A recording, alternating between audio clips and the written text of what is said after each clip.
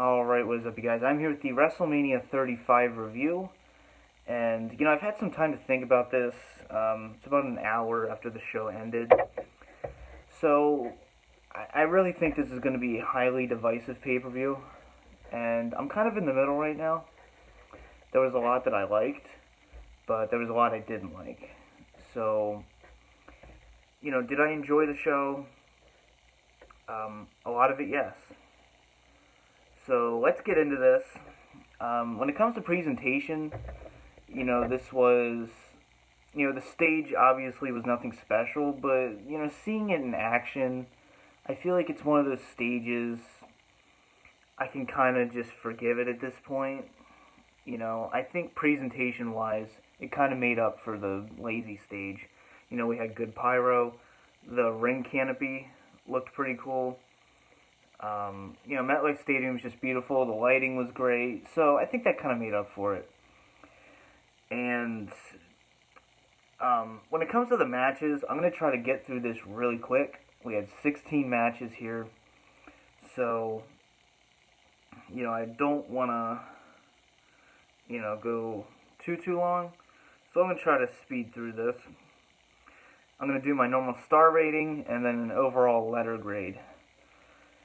So, the pre-show matches, Tony Nese defeated Buddy Murphy for the Cruiserweight title in 10 minutes and 40 seconds. This actually went earlier than I thought it was going to be. I was able to catch, the tail end of it, and going back and rewatching it now. I'm going to give this 3 out of 5. I think they made the right decision giving the title to Tony Nese. I'm personally a Buddy Murphy fan, but, I'm not going to complain here. And then we had the WrestleMania Women's Battle Royal, 10 minutes and 30 seconds. I actually enjoyed this Battle Royal. I thought it was very well structured, very well paced. I think Carmella was the perfect person to win. I was happy about her winning. And, Sarah Logan was going to be the false winner, and then Carmella eventually came in and eliminated her for the win. So, good match there. That one, for a Battle Royal, I will give that one, let's see, I have all my star ratings here. God. Alright, 2.75 out of 5. I enjoyed it for what it was. And then we had Kurt Hawkins and Zack Ryder defeating the Revival. 13 minutes and 20 seconds for the Raw Tag Team titles. I really enjoyed this match. You had the Revival really kind of dominating. You had Kurt Hawkins getting the hot tag. And you had a lot of good in-ring action here. And the crowd was really into this. They wanted Hawkins and Ryder to win. And, once again, the right people won. And that's kind of the theme of this pay-per-view. I feel like the right people won.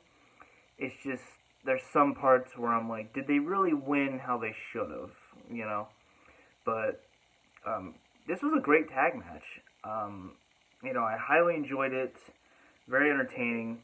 I actually gave this a 3.75 out of 5. It was a great story. You had Kurt Hawkins. The streak ended. I think it was like 269 losses, if I'm correct. 269, I think. So, this was a really cool story, and I kind of wish it was just on the main show. And then we had the Andre the Giant Memorial Battle Royal. Braun Strowman won by last eliminating the SNL guys, and in particular, Colin Jost. I was so hoping at this point that Nicholas would just run in and help Braun Strowman. Because this match is just kind of a joke anyway, when you involve these celebrities. And I don't like celebrity involvement in matches, but this was handled alright. I think Braun Strowman winning was kind of predictable. And, that's not really, I was kind of hoping for, sort of a swerve, you have someone else win. But, for what this was, I gave it 1 star. You can't, it's a battle royal, and a lot of it was just quick eliminations, and then you just have this ongoing story. They brought their therapist in there, and then Braun Strowman beat the hell out of the therapist, which was entertaining, but at the same time, wasn't needed. So, the opening contest, we had Seth Rollins versus Brock Lesnar for the Universal title. But before that, we had the host of WrestleMania, Alexa Bliss, coming out, welcoming everybody, and then Hulk Hogan shows up. And I actually really enjoyed Hulk Hogan coming out. Say what you want, you may not be a fan of Hulk Hogan anymore, but it's good to see Hulk Hogan at WrestleMania. You know, he helped make WrestleMania, so it's a cool little moment.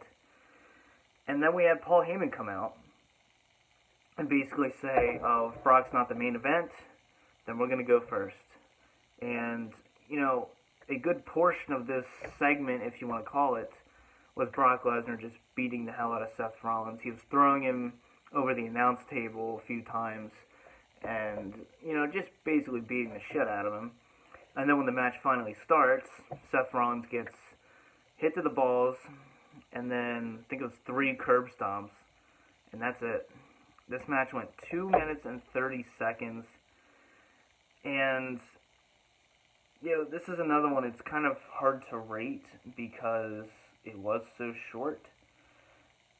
So it may seem like a low rating, but when you don't have much there, it's hard to rate a match. I'm going to give this 1.5 for the whole segment. Because the whole segment, obviously the match was 2 minutes and 30 seconds, but the segment before that, you know, with the beating, the story, you know, I'll give it 1.5. And, like I said, Seth Rollins, I'm glad he won. I'm really happy about that. And then we had AJ Styles versus Randy Orton, 16 minutes and 20 seconds.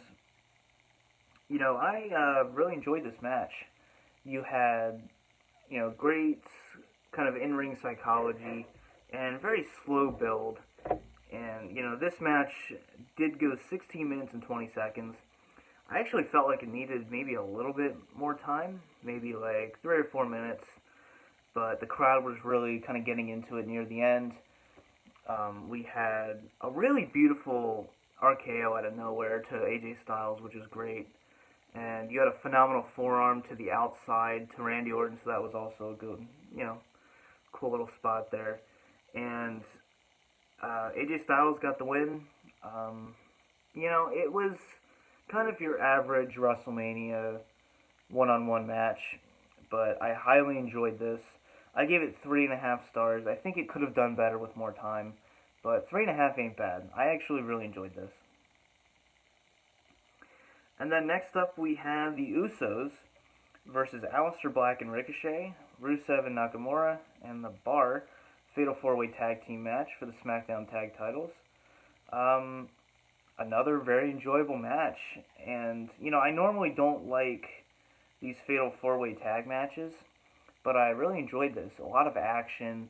You know, Ricochet and Aleister Black had their time to shine, and we had a really good spot with, you know, on the top rope. Pretty much everyone got involved, and then Ricochet was on top, and it was meant to be kind of like a superplex, I guess you want to call it, and Ricochet did the backflip off.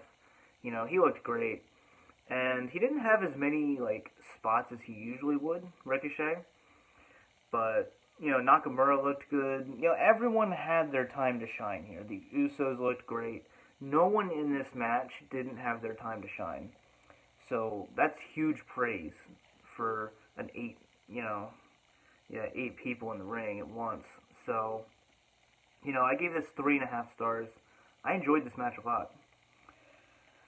And that one went 10 minutes and 10 seconds. And then we have Shane McMahon versus The Miz, Falls Count Anywhere. This was enjoyable. This went 15 minutes and 30 seconds. Early on, you know, you have the heel Shane McMahon wearing the black jersey. You know, he got introduced a number of times as the best in the world. You had The Miz's father getting involved very early on, but thankfully they kind of ended that pretty quick, that aspect of the story. The Miz and Shane McMahon, they go into the crowd. There was this brutal spot where The Miz hits Shane with a monitor, and he flips over onto what I assume was a golf cart, and then just straight onto the concrete. Shane McMahon, say what you want, but he will, sacrifice his body for your entertainment. And then they eventually get to this little kind of rafter system where they have cameras and stuff, and we have Shane, pretty much just getting the shit beat out of him for a good majority of the match here. And they get to this little setup, and it's probably about 15 feet tall. The Miz superplexes Shane McMahon off onto what almost looked like protective cardboard, something around that nature. But it was a very beautiful spot. I really liked it a lot, and that rhymed. And so when you do a superplex, obviously your opponent's going to be on top of you. So Shane got the pin. Very clever way to end the match. Like I said, this was a very enjoyable, probably the most fun match on the card for me personally. I give this 3.5 out of 5. I enjoyed this a lot. And then we had the Iconics. I was so happy about this because I did not think they were going to win. The Iconics are your new women's tag champions. I like the Iconics. I just feel like they need kind of some time to prove themselves, and this is a good way to do that. I think they're great heels. Their in-ring work is good. I think it needs some improvement, but I like the Iconics. I think they deserve a shot here, and I'm glad they got it. I was shocked. I thought they were going to, our champs were going to retain, and this match was okay. It wasn't as good as the other Fatal 4-Way match. This went 10 minutes and 45 seconds. Basically, Beth Phoenix does her finisher off the top, and then Peyton Royce, pushes her out of the way, and then Billie Kay jumps in for the pin, which, in heel fashion, there you go. I gave this 2.25 out of 5.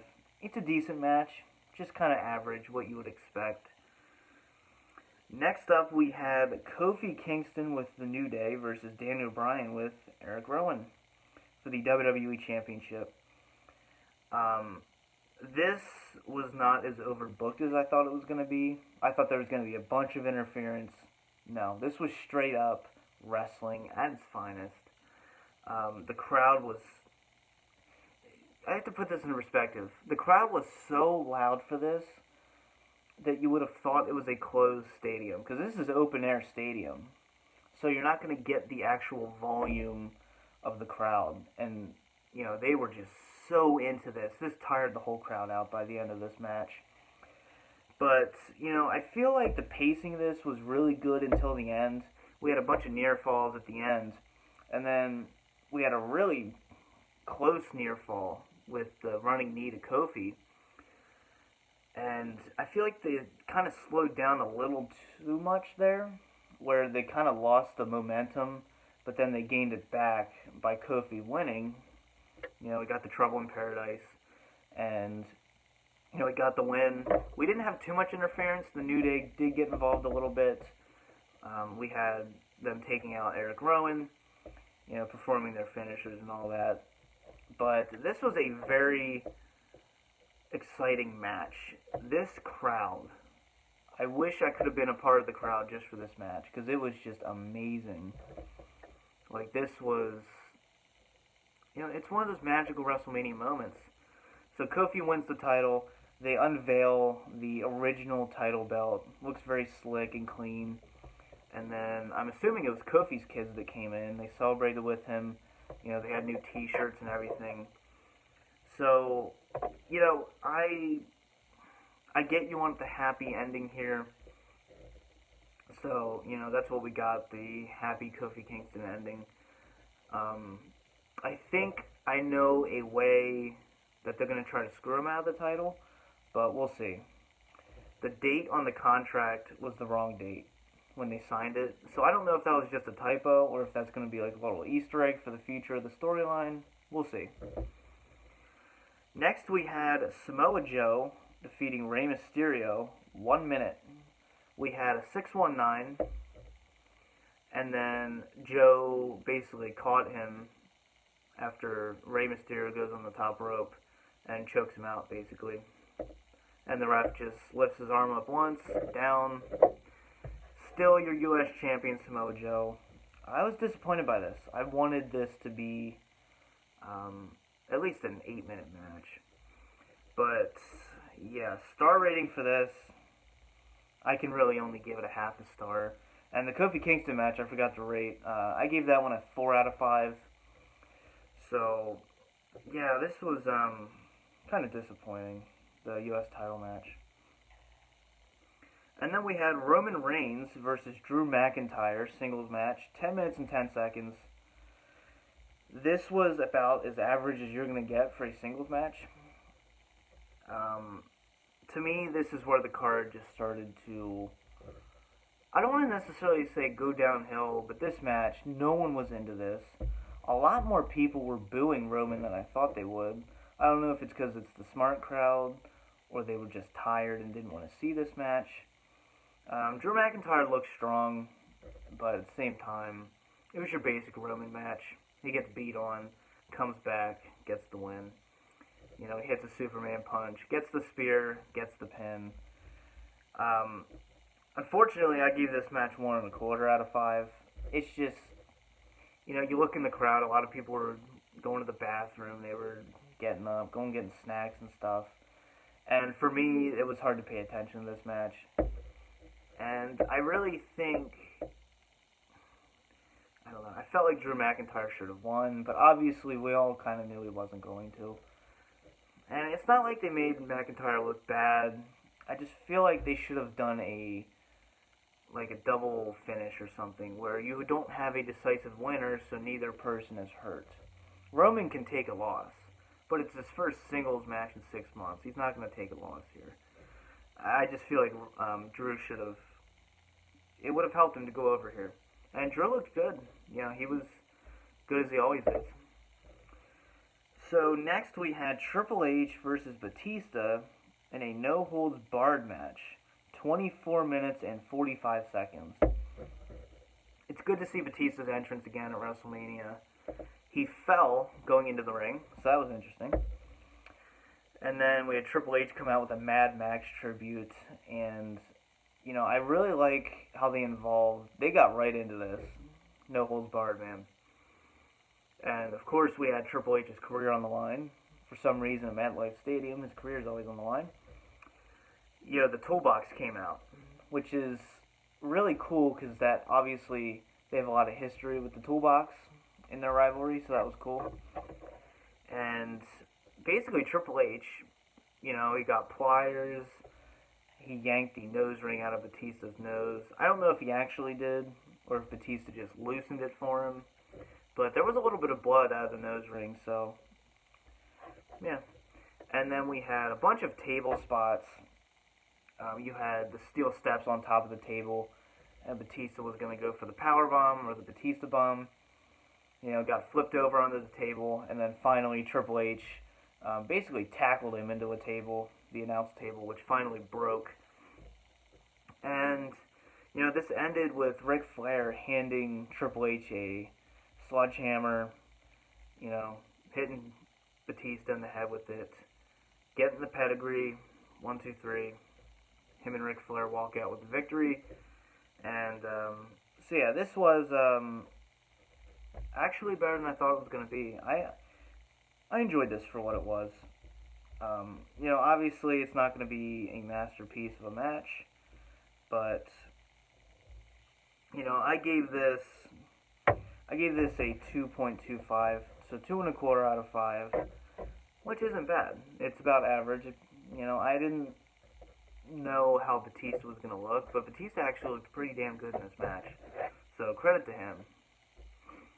And then we had Baron Corbin versus Kurt Angle.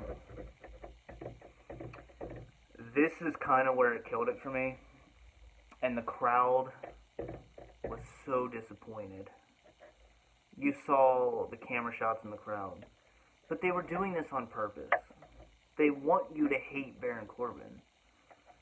You know, Baron Corbin beat Kurt Angle here. You know, Kurt Angle looked really good. He did his moonsault, which I was a little scared. but the moonsault looked as beautiful as ever. So that was really cool that we got to see that again. I don't know if he's done the moonsault since he came back, so that was really cool. And he hit it perfect. Kurt Angle looked better. He did a perfect little angle slam. The suplexes were, very good. So Kurt Angle looked better than I had hoped.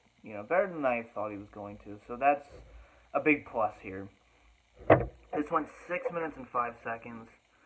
I can really only give this 1.25. It was your very average match. And it was to get Baron Corbin, it was to get him over. And it was to get him, not over, it was to put him over. At the same time, it's just getting you to fucking hate him. Like, it's genius, but at the same time, people wanted more. He kept doing the "you can't see me."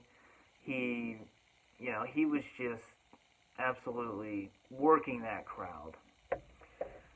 And, before this, we had the Elias segment with John Cena coming out, doing the Doctor of Thugonomics, which was just awesome. That was fucking amazing. Like, I loved that. So, we had the little musical segment there. So, they did a good job, because you're not going to hate Baron Corbin any more than you do now. Like, this is like, they did their job. He's a heel. They want you to hate him. That's what they're doing.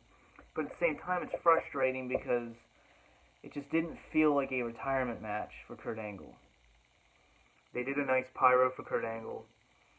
I was hoping maybe some members of the locker room would come out with him, celebrate with him, or you bring back some legends, have them celebrate. But unfortunately, they didn't do that. So, yeah, it is what it is. But, yeah, obviously there's not much you can really rate this match for. And then next up we had not Baron Corbin, my god, I am tired. We had Bobby Lashley versus Demon Balor for the Intercontinental title. And of course Lio Rush escorted Bobby Lashley out. Unfortunately the crowd just was not into this. This had just followed Baron Corbin and Kurt Angle, and they just had everything sucked out of them. And then we're almost 7 hours into this pay-per-view at this point. I assumed this was going to be a squash match, but it really wasn't. You had Demon Balor come out. You had, some decent offense back and forth. You had a really cool spear to Finn Balor. He was on the side of the apron. And Bobby Lashley actually dove through the ropes and did a really beautiful spear to Finn Balor. So that was really cool. But, I'm going to give this match, I'm actually going to give it a 2 out of 5. It was better than I thought it was going to be. And, hopefully this is the end of that rivalry. This went 4 minutes and 5 seconds. Finn Balor, new Intercontinental Champion. And I feel like they should have just waited to put the belt on him. Because he won it at Chamber. I feel like he should have lost at Chamber, wait to put the belt on him here, to make it a little more special. So hopefully he can have a decent run with the belt. And then finally we have the winner-takes-all triple threat match for the Raw Women's and SmackDown Women's titles. Charlotte came with the helicopter, which is a little throwback to Ric Flair at Charlotte Stadium. So I do like that. I'm a huge Charlotte fan, so sue me. And then we had Ronda Rousey, Joan Jett came, she did her performance of Bad Reputation. And then Becky Lynch, she was actually sporting some new ring attire. Her hair was all done. She looked pretty badass. But, for me, I felt like this kind of had WrestleMania 25 syndrome, where you have this violent, brutal, heated rivalry, and it just didn't quite live up to that. It's not a bad match. There were some botches, very clear botches. Rousey was good at, acting pissy. She kept calling him, she kept saying, bitch this, bitch that. We had some pretty brutal chops from Charlotte onto Rousey. She actually chopped her in the face at one point, which is just like, damn. We had a table spot that was sort of botched. The table didn't quite break. Charlotte went through it in the corner. Didn't quite break all the way. But I really feel like this should have been a little more brutal of a match. And I don't necessarily mean weapons. I just mean kind of some more psychology to it. And, Becky Lynch, I feel like she just went for the armbar way too many times here. I feel like she needed more just kind of offense. Some, I guess, more, I don't know. Like this match just felt underwhelming. And the ending, we had, I'm not sure what happened yet, we'll see, but basically,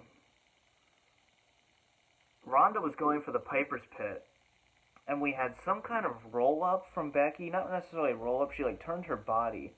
Ronda's shoulders weren't on the mat, but the ref started counting, and then her shoulders went on the mat, and then the ref counted to 3. I'm still kind of confused about this at this point. I don't know if this was a work or a shoot. I'm thinking it was a botch.